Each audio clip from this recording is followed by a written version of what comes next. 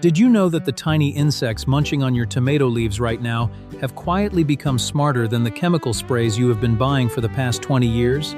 And could it be that the real answer to saving your garden has been sitting in your spice rack this whole time, waiting for you to notice it? Hello, my dear friends, and welcome back to Martha's Backyard Farm. It truly warms my heart to see you here with me again today.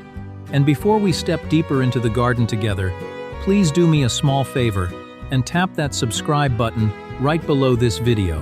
Then ring the little notification bell, because every single week I open up my own backyard and share the kind of honest, hands-on gardening wisdom that simply cannot be found in store-bought books. Now, let me paint a picture for you. Imagine this. You wake up early on a beautiful Saturday morning, you pour yourself a fresh cup of coffee, and you walk out to your garden hoping to greet your tomatoes, your basil, your sweet bell peppers.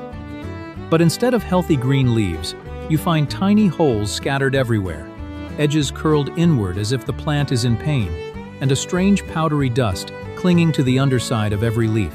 Your heart sinks because you remember all the weeks of watering, weeding, and quiet conversations you shared with those plants. I have stood in that exact spot more times than I care to admit, and I promise you, every gardener in America has lived through this heartbreak at least once. But here is the truth that very few people are talking about. Recent studies from leading agricultural universities right here in the United States have confirmed that whiteflies, aphids, and several other common garden pests have developed serious resistance to the synthetic sprays we used to rely on.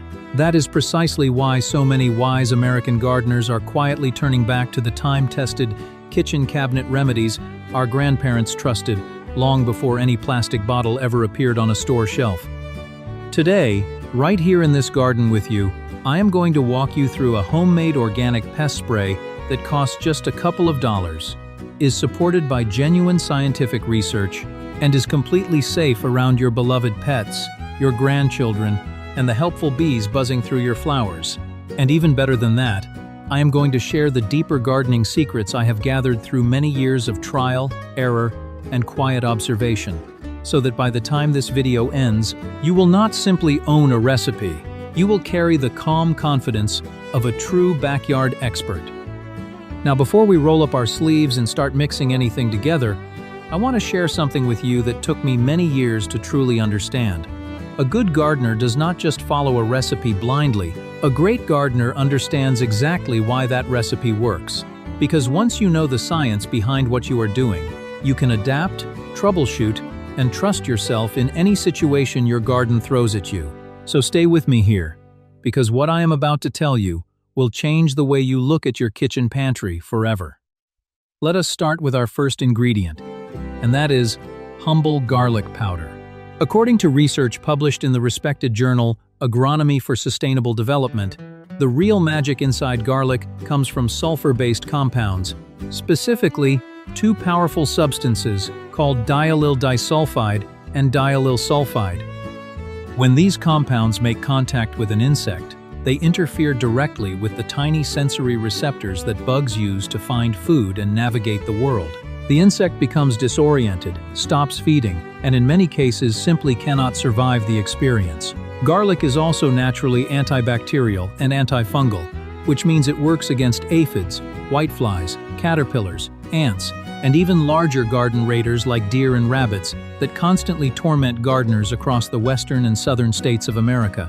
Now let us move to our second ingredient, ground cinnamon. You probably have a jar of this sitting next to your coffee maker right now, and you have no idea how powerful it really is.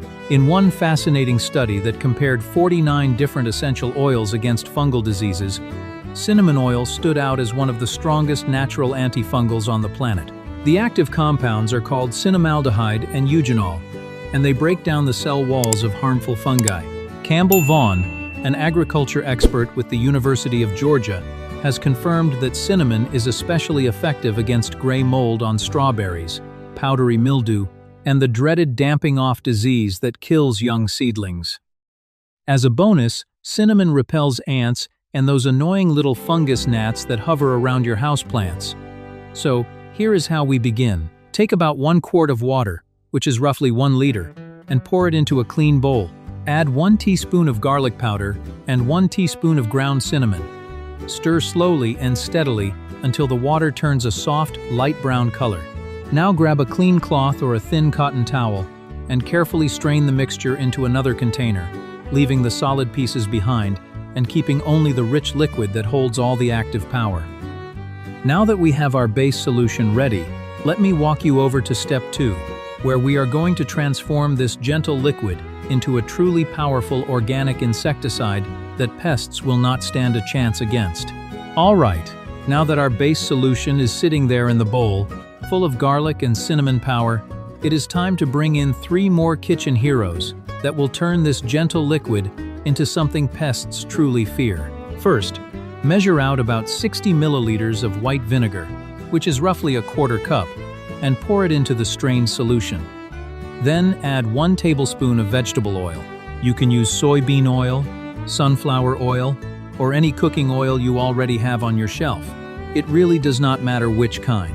Finally, add 2 tablespoons of regular liquid dish soap and gently stir everything together until it blends into a smooth, slightly cloudy mixture. Now, let me tell you why each of these ingredients matter so much, because this is the part most gardeners never bother to learn. White vinegar contains about 5% acetic acid, and that acid does 2 remarkable things at once. It scrambles the pheromone trails that ants use to communicate with each other, and it also dries out the thin outer shells of soft-bodied insects, leaving them defenseless. The vegetable oil plays a different but equally clever role. It coats the bodies of insects with a thin film that blocks their tiny breathing holes, called spiracles, suffocating them quietly and naturally. And the dish soap is the secret bridge that holds the whole formula together. It works as an emulsifier, meaning it forces the oil to blend evenly with the water, instead of separating into ugly layers. And on top of that, it breaks down the protective waxy coating found on mealybugs and whiteflies, causing them to dehydrate. Now let me share with you something most home gardeners never learn, and that is how to read your enemy like an expert. Aphids, according to research from the University of California at Davis, are barely 1/16 of an inch long, but a single female can give birth to dozens of babies in just a few days without ever mating. They cluster on new shoots and the undersides of leaves, and the worst part is not the sap they steal but the plant viruses they spread from one of your beloved plants to another. Whiteflies are even more frightening.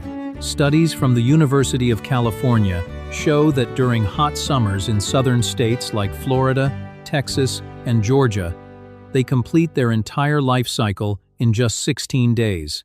Along the coasts and the deep south, they live outdoors year-round, and they have already grown resistant to many chemical sprays, which is exactly why our natural recipe matters now more than ever.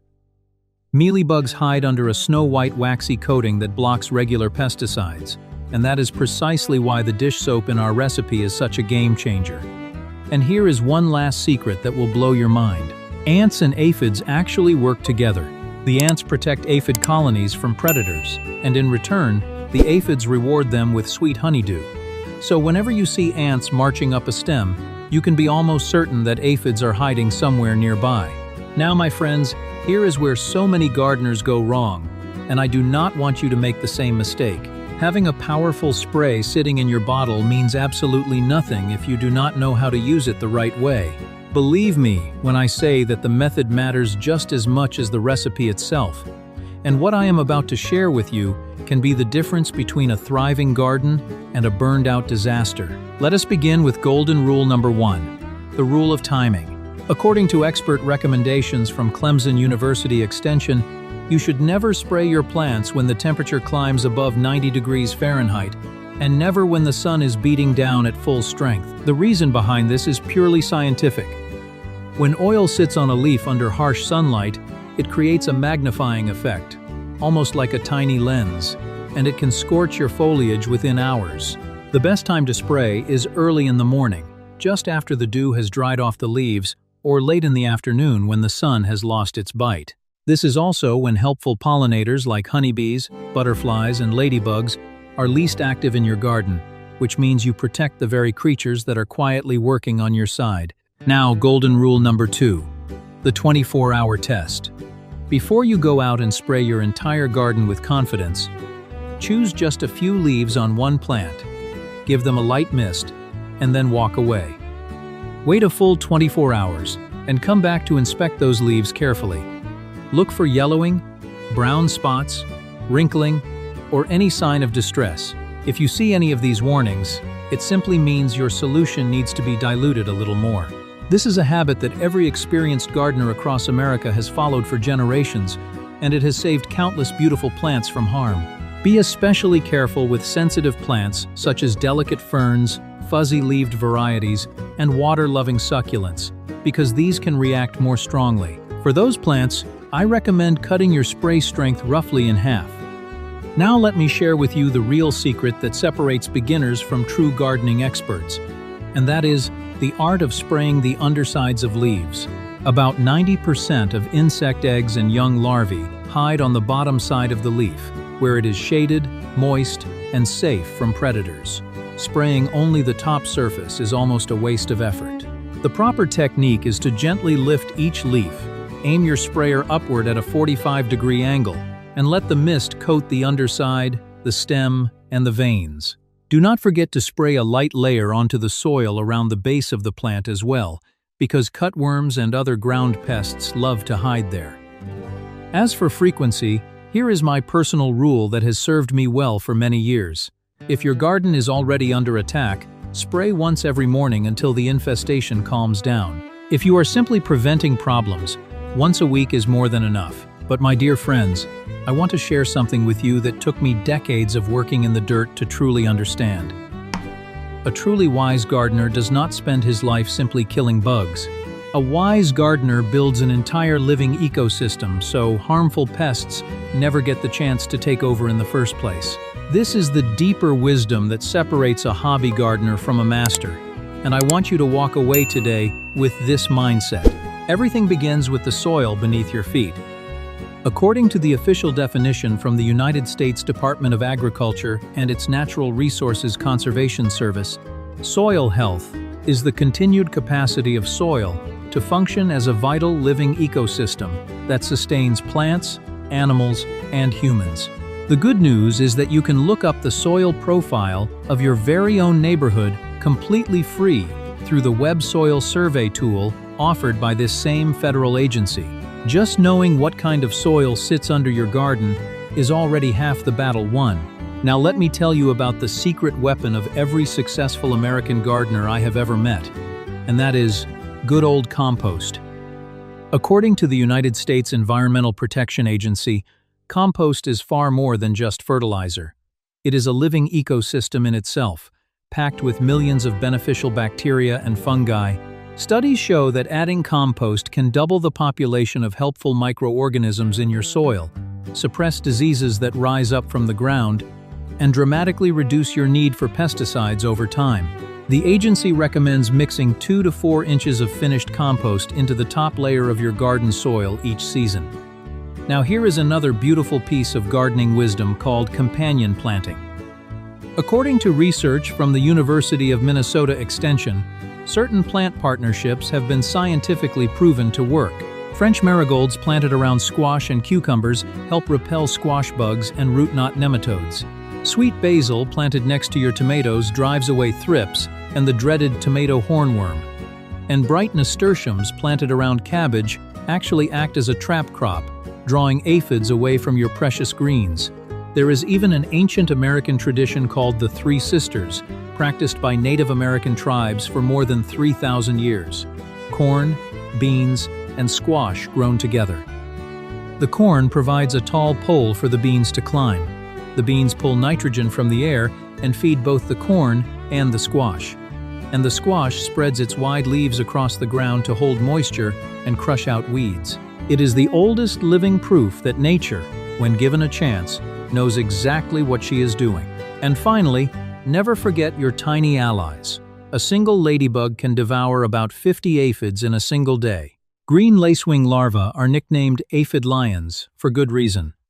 Parasitic wasps are the most effective natural enemy of whiteflies. Plant cosmos, sweet alyssum, and flowering dill around your beds.